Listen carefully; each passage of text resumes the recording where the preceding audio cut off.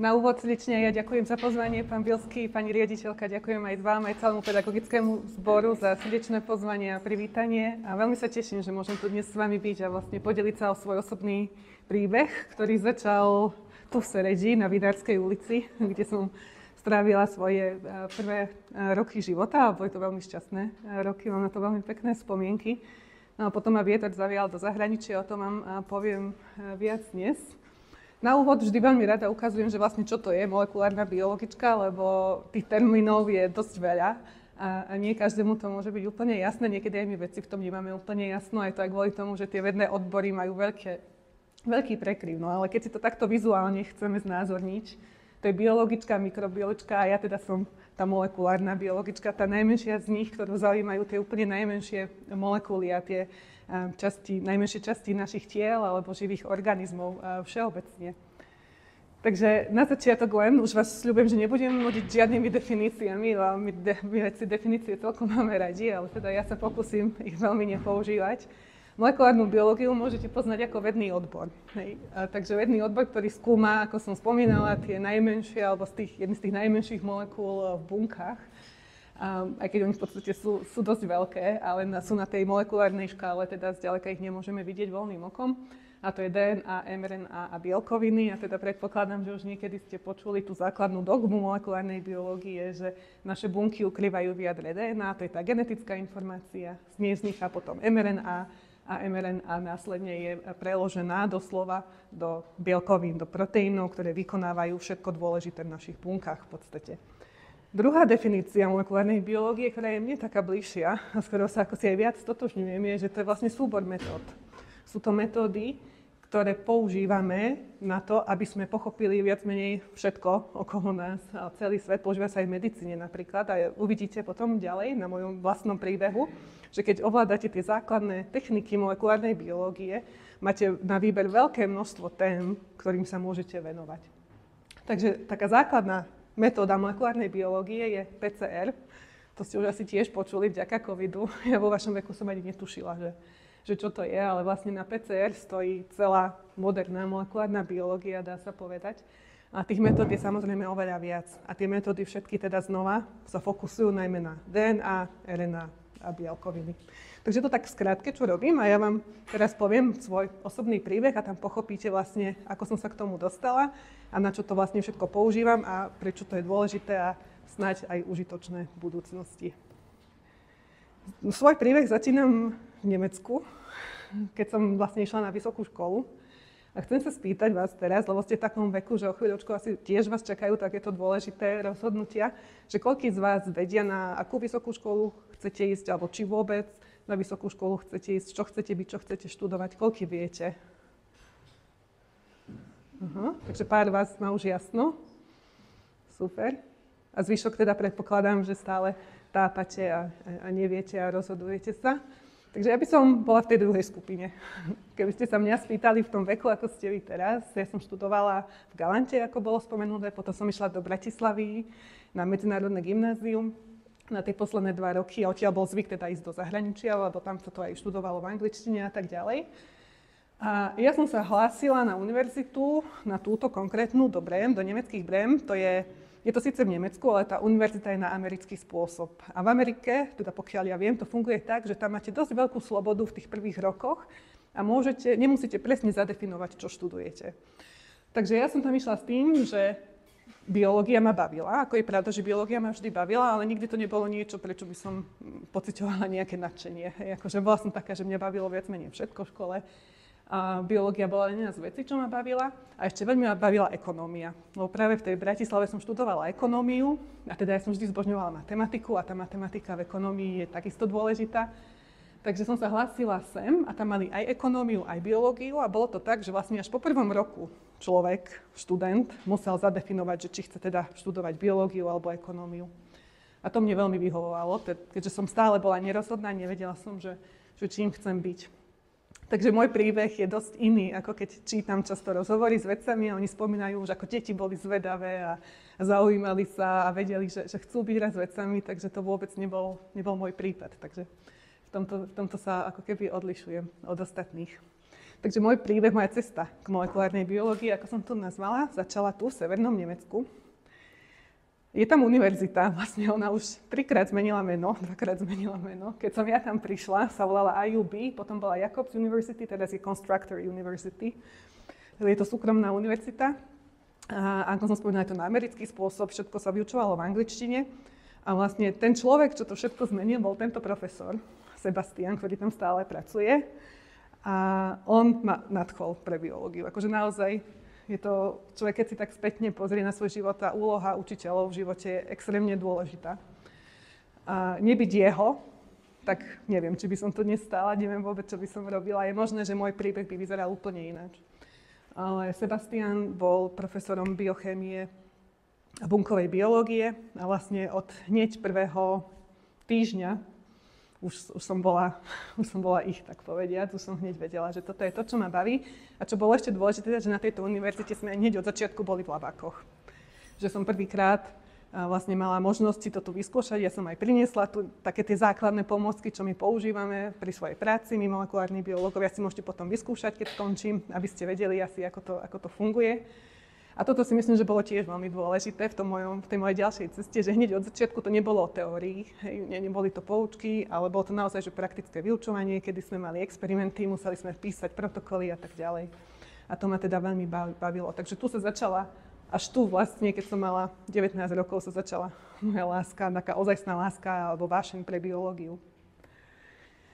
Potom ďalší taký rozhodujúci bod v mojom živote bolo, že ako súčasť toho štúdia, toho bakalárskeho, sme museli mať jedno celoletné praktikum v zahraničí na 3 mesiace a ja som sa dostala na University of Cambridge a tam sa mi extrémne páčilo. Mala som akože šťastie na počasie. 3 mesiace som nemala ani raz dážď, fakt, že to bolo extrém na Anglicko. A tam som sa teda dostala na túto veľmi historicko budovú univerzity, a to vlastne v Cambridge, keď ste, tak tam sa naozaj písali dejiny molekulárnej biológie. Tam bola objavená štruktúra DNA napríklad. Takže to je naozaj miesto, kde to úplne cítite na každom kroku tú vedu. A tam som začala pracovať s modelovými organizmami. A teraz ako my biológovia máme veľmi radi modelové organizmy a používame rôzne, lebo veľa vecí, ktoré chceme študovať, nemôžeme študovať na ľuďoch. Aj keď samozrejme to, čo nás v konečnom dôsledku všetkých zaujíma, sme my ľudia, ale je veľmi veľa vecí, kedy potrebujeme nejaký ako keby model toho, čo sa deje v našom tele, a vtedy používame modelové organizmy. A tam som používala tieto. A naschvál som vybrala takú fotku, že či niekto z vás vie, alebo si chce tipnúť, že čo sú toto za zvieratá, ktoré sa takto chovajú v laboratóriách. Máte nejaké tipy? Nebojte sa. No, kto to povedal? Niekde tam vzadu? Hej, drozofily, super. Takže octomilky alebo vinné mušky. Tu máme samček a samičku, to sa naučíte, vlastne to je hneď prvá lekcia, je, že ako sa rozlíši samček od samičky. Samičky sú väčšie, samčekové majú čierny ten chvostík. A takto sa chovajú v takýchto skúmavkách, kde tu papajú cukor. A toto vlastne čo... to som asi nechcela ísť ďalej. A vlastne toto tu, čo vidíte, to sú larvy. A to sú kukly už potom. A také, kde sú tie tmavšie, to znamená, že už o každú chvíľučku sa vyliahnú, lebo už sú také zafarbené tmavé, to už sú také už tesne pred vyliahnutím. A takýchto skúmavok sme tam mali tisíce, asi rôzne mutácie. A drozofily sa používajú teda vo výskume už 100 rokov, tým, že sú veľmi jednoduché, nenáročné, lacné na chov. V podstate z takéto skúmavky ste ich mohli mať stovky a jedli iba cukor. Hej, je to oveľa jednoduchšie napríklad ako chovať myši, keď si vezmeme. A takisto majú veľká výhoda je tá, že celý ten vývoj tej drozofily ako keby prebieha mimo tela mužky, že kladú tie vajíčka. Hej? Takže keď študujete embryonálnu biológiu napríklad, čo som ja potom študovala neskôr, tak máte veľkú výhodu v tom, že máte veľmi ľahký prístup k vajíčkám a k larvám a k týmto všetkým vývojovým štádiám. Ďalší krok, a to možno taká zaujímavosť, že sa mi podarilo preskočiť magisterské štúdium. To neviem, či sa ešte dá. Viem, že ja som bola v tom mojom ročníku posledná v tej konkrétnej situácii. Ale nejakým spôsobom sa to udialo. Neviem, či by som to úplne odporúčala spätne, lebo niekedy mám pocit, že mi tie 2 roky alebo 3 na univerzite chýbajú. Ja som veľmi rada chodila do školy a veľmi ma to bavilo. A teda ten začiatok doktorátu, toho PhD, bol aj veľmi ťažký. Tým, že som tam prišla vlastne iba po 3 rokoch štúdia bakalárskeho, tak na začiatku to bolo veľmi ťažké. Na druhej strane som zase ušetrila kopec času, hej, lebo som nemusela robiť to magisterské štúdium. Takže toto je také, že má to aj svoje výhody, aj nevýhody, ale každopádne u mňa sa to vyvinulo nejak tak, že som preskočila magisterské štúdium, išla som rovno na doktorát a to som išla na toto miesto, ktoré spomenul aj pán Bielský, EMBL.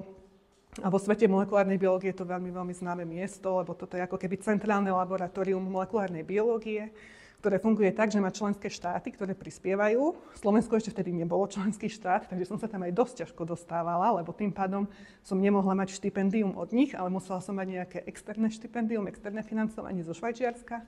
A to boli len 2 takéto štipendia pre celý ten môj ročník. Teraz myslím, že od 2018 Slovensko už je členským štátom, to znamená, že Slovensko už má prístup aj k všetkým technológiám, ktoré tam sú a takisto pre slovenských študentov a je jednoduchšie sa tam dostať. Hej? Takže možno raz v budúcnosti, keď si spomeniete, keď sa vydáte týmto smerom, tak už ako Slováci to máte teraz podstatne jednoduchšie, ako som to mala vtedy vlastne ja.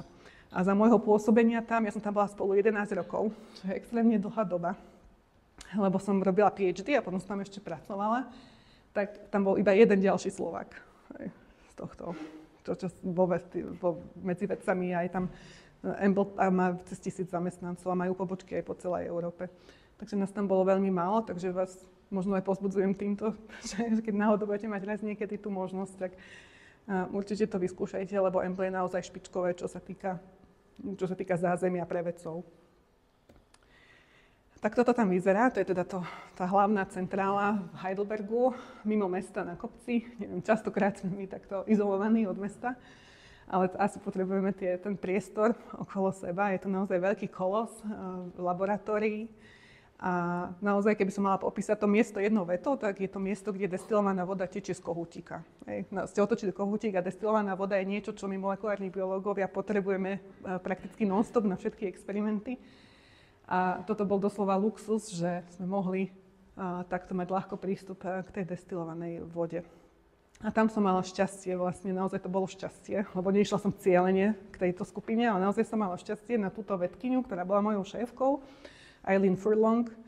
Ona ma najala, je veľmi zložitý najímací proces, už myslím, že to zjednodušili, týždeň to trvalo celé, tie pohovory, musela som mať s každým pohovor, s každým vedcom, s každým šéfom skupiny, akože bolo to extrémne fyzicky aj psychicky náročné. A nejakým spôsobom ja to naozaj teda dávam za vinu šťastiu. Som sa dostala k tejto vedkyni, ktorá si ma teda vybrala z tej skupiny kandidátov všetkých, čo tam chceli ísť na ten doktorát. A potom som 11 rokov vlastne strávila v jej skupine. A ona je veľmi, veľmi známa, uznávaná vedkyňa. Medzičasom sa stala šéfkou celého oddelenia, čo je na EMBL veľká vec. Tam je 5 oddelení a ona šéfuje celé toto oddelenie. A je veľmi úspešná, je veľmi známa a musím povedať, že už po tej dobe sa stala aj mojou priateľkou a je veľmi skvelá, nielen vedkyňa, ale aj žena a priateľka. Takže za toto som veľmi vďačná, lebo tí ľudia, akých stretávate vo vede, sú veľmi dôležití pre vašu kariéru, pre váš rozvoj.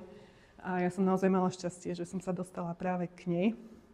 A tu už píšem aj v tom nadpise, že tu vznikla moja láska k dátam a k systémovej biológii. A vlastne to je niečo, čomu sa venujem dodnes. Ako som ukazovala na začiatku túto schému, to je zo stránky Nobelovej organizácie, ktorá udeľuje Nobelovú cenu, tak toto je obrázok k minuloročným Nobelovým cenám za fyziológiu alebo medicínu. A možno si spomínate, boli udelené za malé RNA, mikroRNA, ktoré boli rozhodujúce pre vývoj červíka. A vlastne vtedy ich objavili, že vôbec existujú tieto mikroRNA. My sme ani nevedeli, že existujú predtým. A tieto procesy, ktoré sa dejú aj u ľudí, teda aj u tých drozofilov, čo som spomínala, tá Nobelová cena bola za červíky. A tí vedci, ktorí skúmali tie mikroRNA v červíkoch, ich skúmali 1, 2, maximálne možno pár, tak sa robila kedysi genetika. Ale dnes vlastne, čo robíme, je niečo, čo sa volá systémová biológia, že sa nezameriame len iba na jeden gén, tu máme gény, alebo jednu mRNA molekulu, ale vlastne snažíme sa ako keby pochopiť tú bunku a čo sa deje v nej ako celok.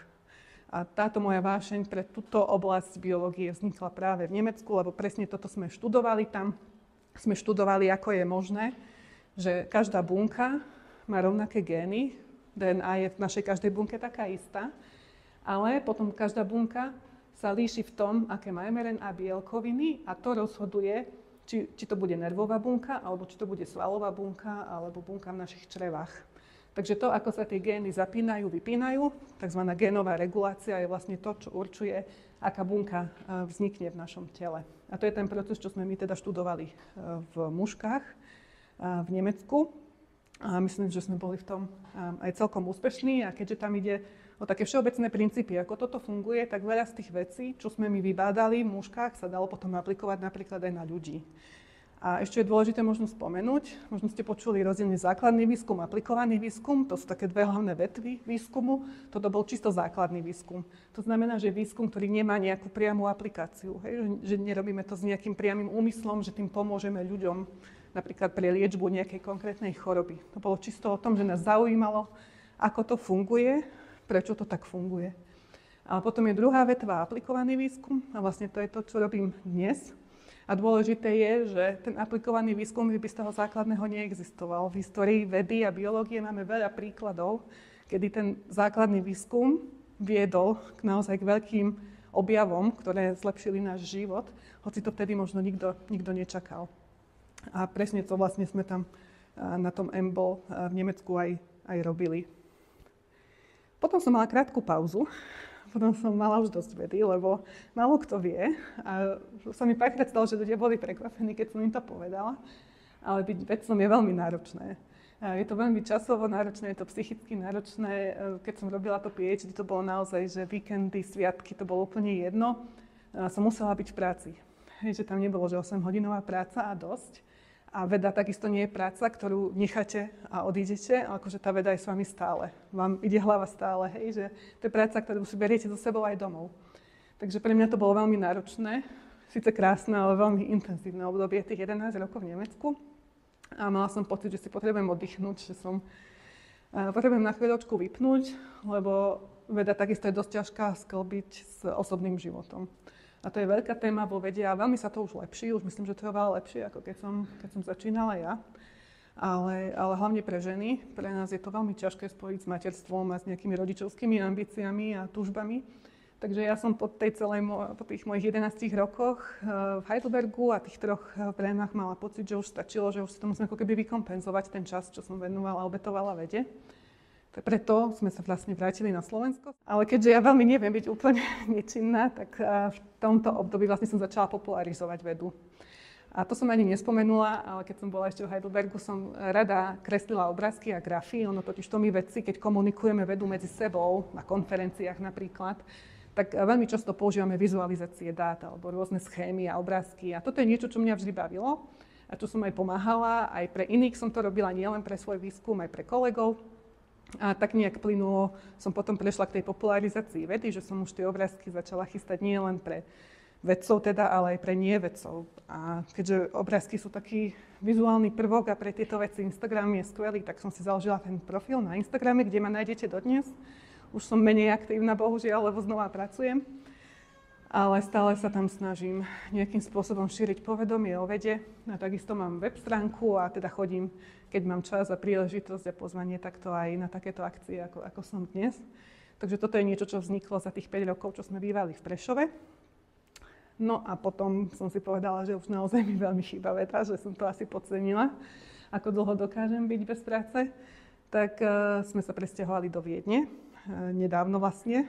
V nedeľu to budú 3 roky, čo som začala na tejto pozícii ako vedec na Austrian Institute of Technology, čo je veľmi zaujímavé miesto, lebo to nie je inštitút molekulárnej biológie, ale je to všeobecný vedecký inštitút. Že biológia je jedna maličká časť, my sme, neviem, pokiaľ ide o zamestnancov, možno 6-7 odhadujem, ale zvyšok sú napríklad energetika, alebo inteligentné mesta, alebo dátová bezpečnosť, akože témy, o ktorých absolútne netuším a nemám žiadne vedomosti v nich, ale spája ich vlastne ako keby túžba využiť inovácie a nové technológie pre dobro spoločnosti. A ešte čo je zaujímavé, že ako som spomínala, že je ten základný výskum, a potom je tá aplikácia, alebo ten aplikovaný výskum, tak AIT, vlastne celá tá idea bola, že ako keby postaviť taký most medzi tými dvoma časťami. Lebo častokrát máte nejaký projekt v základnom výskume, ale preniesť ho do toho reálneho sveta. Napríklad, keď vy nájdete nejaký liek, alebo máte nejaký takýto zásadný objav, dostať ho k ľuďom je ako extrémne náročný a dlhý proces. A veľa projektov ako keby zanikne hneď na začiatku, lebo ešte neprinášajú zisk, takže ešte nie sú zaujímavé napríklad pre farmafirmy a nie je na nich financovanie. Ale je tam nejaký potenciál predsa. No a AIT by vlastne malo slúžiť medzi týmito dvoma svetmi, že ako keby mali posunúť tie projekty z toho základného výskumu, ktoré vzídu až vlastne k ľuďom alebo do spoločnosti. A tam som mala šťastie teda znova na šéfku, Christu Neuhammer, ktorá je mojou šéfkou aj dnes a pracujeme spolu na precíznej medicíne. Takže ja som sa tiež ako keby dostala od základného výskumu po ten aplikovaný výskum a všetky tie metódy molekulárnej biológie, čo som používala na tých mužkách, vlastne používam dnes takisto s menšími obmenami, ale s úplne iným cieľom, úplne iné otázky riešim, úplne iné zameranie. Počuli ste už o precíznej medicíne? Nie? A o personalizovanej medicíne? Nie? Nevadí, super, vysvetlím. Nemám k tomu obrázok, žiaľ, ale v podstate ide o to, že medicína je dnes, ako ju poznáme, veľmi všeobecná a lieči všetkých ľudí rovnako. Hej. Máte nejakú chorobu a je nejaká skupina liekov, ktoré dostanete, ale my sme veľmi rozdielní. Každý z nás, tak ako aj vizuálne, sme každý iný, sme na tej molekulárnej úrovni každý iný a pre každého môže byť iná liečba vhodnejšia. A toto sa presne snaží riešiť precízna medicína, že nebudeme všetci liečení rovnako, ale budeme všetci liečení tým najlepším možným liekom pre nás na základe toho, ako funguje naše telo. Možno to poznáte, že máte jeden liek a dáte ho dvom rôznym ľuďom, u niekoho funguje, u niekoho nefunguje. Alebo ho dáte dvom rôznym ľuďom, u niekoho nemá žiadne vedľajšie účinky, u niekoho má.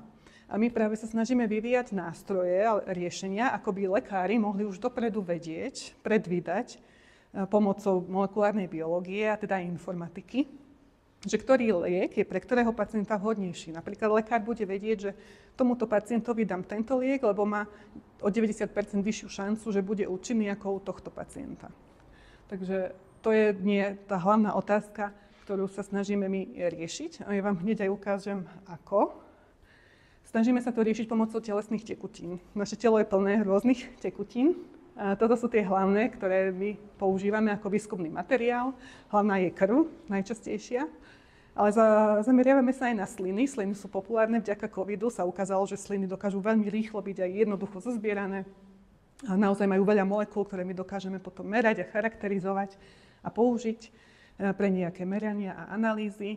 Menej často používame mozgomiechový mok, alebo teda moč. A z týchto tekutín my potom robíme rôzne molekulárno-biologické analýzy. A to sú merania. A keďže precízna medicína znova sa snaží ako keby zamerať na fungovanie nás ako komplexu tela, nie len na tej individuálnej úrovni, ale na tej bunkovej úrovni, používame znova analýzy, kedy meriame celok. Hej, že nezameriavame sa na jeden konkrétny gén alebo jednu bielkovinu, ale snažíme sa napríklad odmerať všetky bielkoviny, hej, v tej krvi napríklad, že kvantifikujeme všetky bielkoviny naraz alebo všetky gény naraz. A potom z týchto meraní vlastne pomocou informatiky identifikujeme tzv. Biomarkery, a to sú tie molekuly, ktoré majú nejakú hodnotu pre klinikov.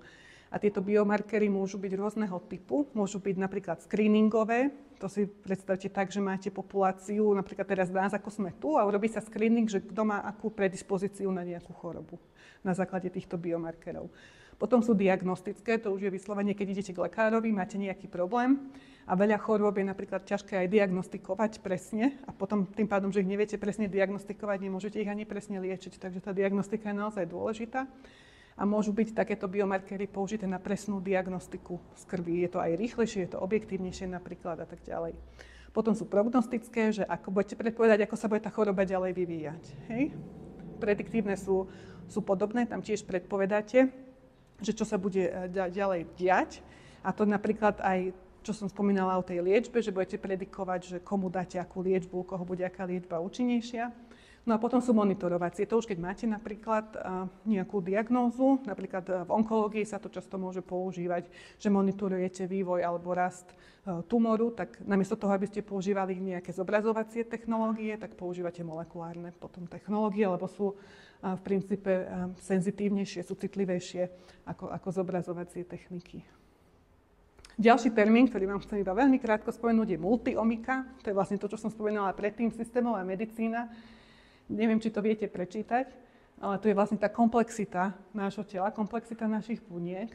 Ľudské bunky majú zhruba 20 000 génov. Možno ste počuli o epigenomike, to je presne to, čo rozhoduje, ktoré gény sú zapnuté alebo vypnuté. A tu sú milióny možností, ako tie gény môžu byť zapnuté, vypnuté. Potom máme RNA, mRNA. Aha, to keď sa dotknem, pardon, už som na to prišla. Potom máme mRNA a tu máme z tých 20 000 génov, môžete vytvoriť zhruba 250 000 rôznych mRNA molekúl, alebo RNA molekúl všeobecne.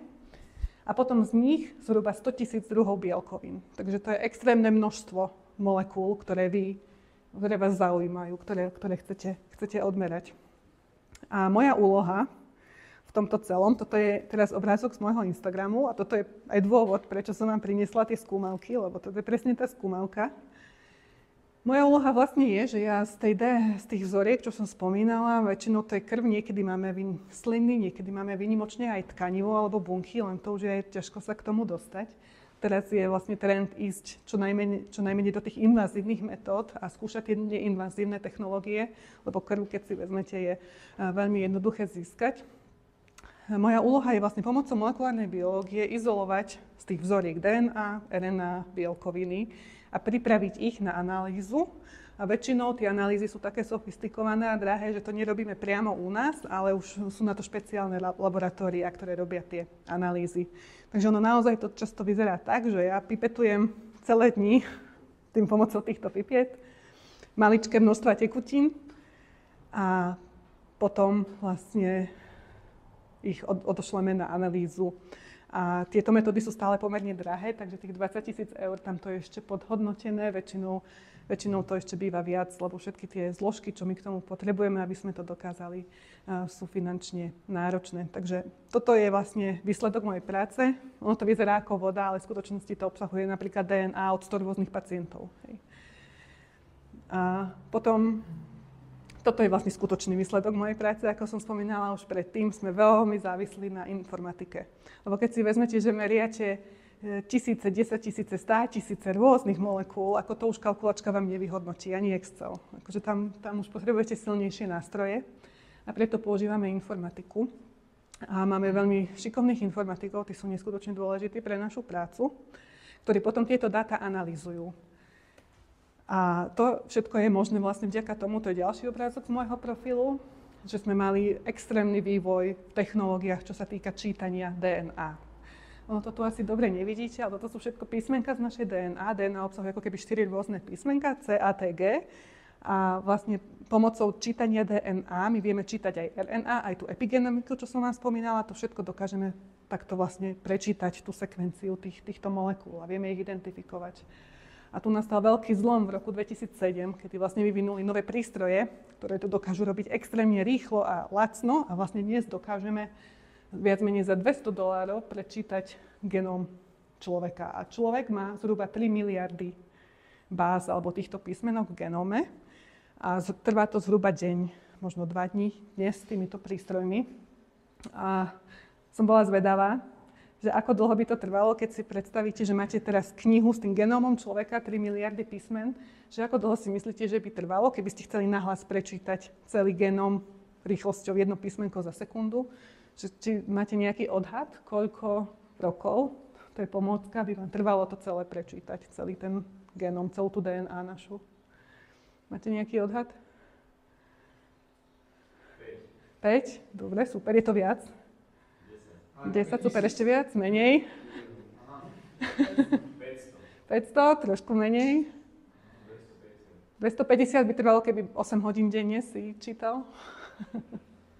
Je to 100, hej, je to zhruba 100 rokov, hej, lebo 3 miliardy písmenok, keď si to vydelíte vlastne časom, tak zhruba 100 rokov by sme potrebovali, keby sme chceli každú jedno to písmenko v našej DNA prečítať. No a my máme prístroje, čo to dokážu spraviť veľmi rýchlo. A ako som spomínala, čo je dôležité, tá DNA v našich bunkách je rovnaká, prakticky nemenná, samozrejme až na nejaké výnimky ako v rakovine, ale čo sa mení je práve tá RNA, menia sa bielkoviny a vlastne týmito technológiami ich dokážeme tiež prečítať a vyhodnotiť. No a toto je už úplne posledný záverečný obrázok k tejto téme. Toto je taký typický experiment, ktorý robíme. Vždy máme nejakých ľudí, nejaké výskumné objekty, nejaké vzorky. Napríklad tu sme mali ľudí, čo trpia na sklerózu, na zúženie ciev, artérií srdcových, ktorí majú teda predispozíciu na infarkt. A sme mali vzorky od 3 skupín. Tu sme mali zdravých ľudí, to sú tí zelení, žltí, čo sú takí niekde na polceste, no a červení, ktorí už naozaj majú zúžené tie artérie, už sa im tam buduje tlak. A sme mali tieto vzorky, mali sme od nich krv, mali sme od nich sliny a porovnávame napríklad chorí versus zdraví. Hej, že každá táto bodka tu je jedna RNA molekula, v tomto prípade je to malá RNA, za čo bola aj tá Nobelová cena udelená. Každá bodka je jedna RNA, máme ich tu zhruba možno 5000 na tomto obrázku celkovo.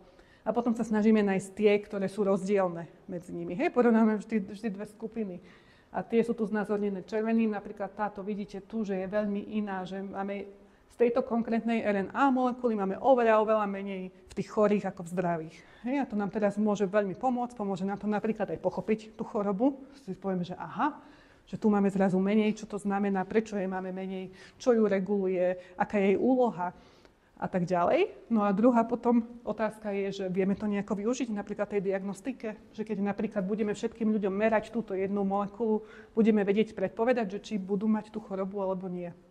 Takže takto väčšinou vyzerá potom tá dátová analýza. Tu som ešte chcela povedať, že toto celé, tento proces, čo som opísala, je veľmi dlhá cesta. Hej? Že od tej skúmavky s krvou až po ten biomarker alebo po tú molekulu, ktorú by sme chceli testovať, je to veľmi dlhá cesta. A ak vás napríklad nezaujíma molekulárna biológia, stále môžete vedieť prispieť k tomuto celému procesu, lebo je to súhra rôznych expertíz a odborov.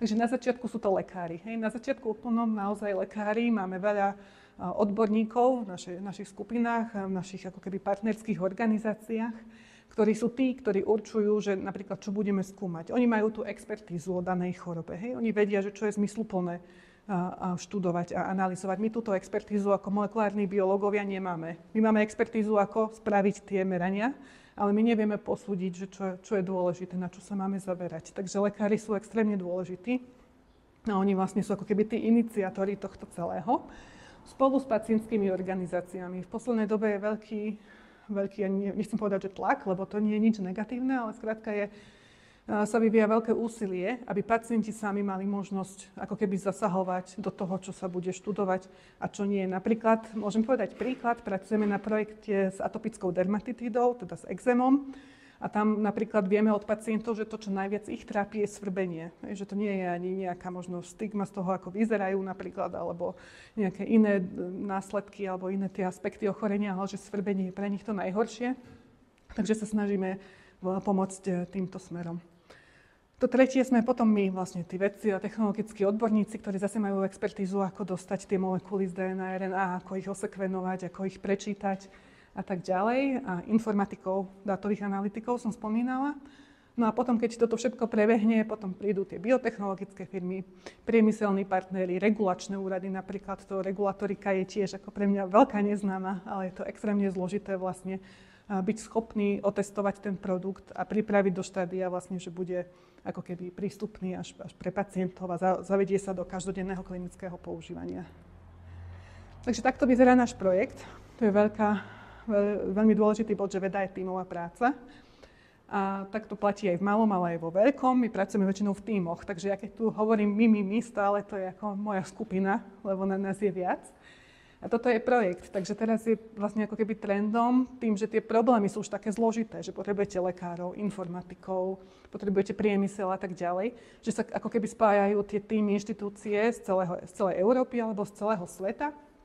Toto je konkrétne európsky projekt a tu vidíte, tu sme niekde aj my spomenutí, no my tu zrovna chýbame, ale naozaj sme v rámci celej Európy spolupracujeme a každý má nejakú úlohu v tom celom. Hej, že každý tam má nejakú svoju konkrétnu úlohu. Dobre, to by bolo asi všetko o mojej práci. Na záver som ešte to chcela trošku odľahčiť a povedať vám, ako vyzerá napríklad môj deň.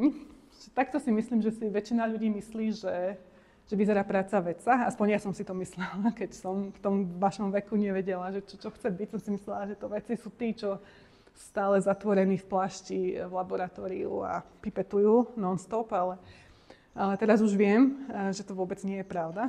A keby som mala opísať svoju prácu, by to bolo asi takto nejako. Stále pipetujem. Povedala by som, že to je tak tretina mojej práce. Ono to je tak, že keď začnete s vedou, tak ste naozaj veľa v laboratóriu. Hej? Ako toto je naozaj gro vašej práce, ale čím ste starší, čím ako keby stúpate po tom nejakom pomyselnom rebríčku, tak tým ste menej v laboratóriu a tí najvyšší vedci, tí šéfovia skupín, napríklad moja šéfka už do labaku ani nechodí. Hej? Že to už je úplne mimo laboratória, tá už iba ako keby deleguje, manažuje ostatných, čo majú v tom labaku robiť. Takže stále pipetujem, ale hlavná časť mojej práce, toto robil ChatGPT, ináč z mojej fotky, aby ste sa nečudovali, hneď mi dal okuliare, keď som povedala, že chcem fotku v labaku. Ale zase mi ubral 20 rokov zhruba, takže OK. Väčšina mojej práce je toto, hej, akože je to naozaj, že sedíme v kancelárii za počítačom a robíme rôzne veci. Analyzujeme tie dáta, čítame vedecké články, čo je extrémne dôležité. Musíte vedieť, čo robia ostatní, hej, aby ste vedeli, čo má zmysel robiť, alebo ako robiť najlepšie to, čo chcete robiť. Musíte mať prehľad o práci ostatných vedcov. Takže čítate vedecké články, pripravujete ten výskum, plánujete. A to posledné je, že premýšľam. To naozaj mám pocit, že to je tá najvyčerpávajúcejšia časť mojej práce, to neustále premýšľanie, hej, že stále vám ide hlava a rozmýšľate, že ako vyhodnotiť ten experiment, ako ho spraviť na budúce a tak ďalej. Takže toto je naozaj to gro vedeckej práce, aspoň podľa mňa. Potom veľkú časť trávim stretávaním sa, diskutovaním, meetingy, hej, hlavne čo som ukázala predtým. Sme veľké konzorcium, sa to volá, je nás veľa partnerov, my si neustále musíme vymieňať informácie, takže teraz to už robíme všetko online, raz za rok sa stretneme osobne, väčšinou v Miláne, čo je super, Milano je krásne mesto, odtiaľ máme tých vedúcich toho nášho projektu, ale väčšinou teda online, alebo sa stretávame aj s mojou šéfkou každý týždeň, prejdeme si všetky výsledky dáta, diskutujeme, čo budeme robiť ďalej a tak ďalej. Potom prednášam, tak napríklad ako aj dnes, ale aj v práci iným vedcom na konferenciách, no a teda cestujem a to je tiež taká príjemná časť našej práce. Úplne na záver, ešte som sa zamýšľala, že čo mám tak odovzdať z toho vedeckého sveta, možno, že čo by vám sa mohlo zísť aj v tom bežnom svete, že čo ma vlastne veda naučila. Tak som spísala pár bodov. Ten prvý je, že náš svet je zložitý. A to naozaj každý, kto začne robiť vedu, si uvedomí veľmi rýchlo, že je to extrémne zložité a porozumieť niečomu je veľmi, veľmi ťažké. A je to hlavne prirodzené. Hej, že nikto z nás sa nevie nič, nevie všetko vlastne od narodenia. Hej. Všetci sa učíme vlastne celý život, my veci sa celý život učíme. A nie je vôbec hanba si priznať, že niečo nevieme alebo niečomu nerozumieme. A naozaj to, čo mu rozumieme, alebo čo vieme, je naozaj maličká časť toho všetkého, čo by sme vedieť mohli. Takže to je asi takéto hlavné. Potom ďalej, kritické myslenie je cennejšie než vedomosti. A to je tiež niečo, čo je hlavne v dnešnej dobe, myslím, dosť dôležité. A hlavne v tej vede, človek má pocit, že vedec, že ten veľa vie. Ale to nie je pravda. My len vieme si tie informácie nájsť. A to je tá hlavná ako keby cnosť naša, že cez to kritické myslenie prácu so zdrojmi, s informáciami vieme ako keby odtriediť tie, ktoré majú hodnotu a ktoré nemajú hodnotu, ktoré sú možno pravdivé, ktoré nie. A to je viac ako mať tie vedomosti, hej. Lebo ako som spomínala v prvom bode, ten svet je taký zložitý, že ani nie je možné mať vedomosti o všetkom. Niekedy je dôležitejšie sa pýtať, ako odpovedať na zdravie, pravda. Tak to v tej vede naozaj tie otázky sú to najdôležitejšie. Vlastne musíte vy vedieť, čo chcete vedieť, čo chcete vybadať a to je to najťažšie, aj prísť s dobrou otázkou. To musí byť taká otázka, ktorú viete vy aj zodpovedať tým svojim výskumom. Ďalšia vec, dobré meno je to najdôležitejšie, čo človek možno vo vede má. Ja si myslím, že to platí aj tak všeobecne v živote, hej? Že my vedci si veľmi zakladáme na tom, že sme čestní a transparentní vo svojom výskume a snažíme sa ho robiť najlepšie a najčestnejšie, ako vieme. A keď sa náhodou preukáže, a stáva sa, ako samozrejme ani vedci nie sú dokonalí ľudia, stáva sa aj vo vede, že sa stanú buď z nedbalosti nejaké chyby, pochybenia, alebo aj zámerne. Niekto môže niečo sfalšovať. Ale keď sa na niečo také príde, tak ten človek spravidla vo vede skončil. Hej? Lebo keď stratil dôveru, tak už potom nemá ako keby miesto v tom vedeckom svete. Ďalšia vec, kontrolovanie, akože to je základ vedeckej práce, je kontrolovanie, hej, lebo každý z nás je omylný, ako sme tu, každý robíme chyby, je to úplne normálne, ale práve veda je tu na to a má také mechanizmy, aby sme kontrolovali tie naše výsledky, aby sa tie chyby minimalizovali. Hej. To znamená, že ja keď niečo spravím, príde šéfka, to skontroluje, potom celá skupina to skontroluje, keď to chceme publikovať ako vedecký článok, tak to skontrolujú ďalší nezávislí vedci, kým sa to vôbec vydá. A už keď sa ten článok vydá, potom vlastne celá vedecká komunita to ešte môže kontrolovať a keď tam nájde nejaké pochybenie, tak ten článok môže byť stiahnutý. Takže kontrola je extrémne dôležitá. A napriek tomu chyby sa dejú aj vo vede. Hej. Aj napriek tomu, že tie mechanizmy sú takto nastavené a sú pomerne zložité, stále sa môže stať, že bude publikovaný článok, ktorý nie je pravdivý, alebo nebude stiahnutý článok, ktorý by mal stiahnutý a podobne. Takže treba byť naozaj veľmi aj v tomto opatrný. Ďalej, že chyby a negatívne výsledky nie sú zlyhania. To vo vede vidíme často, ako v podstate negatívne výsledky je niečo, čo človek vo vede má non-stop.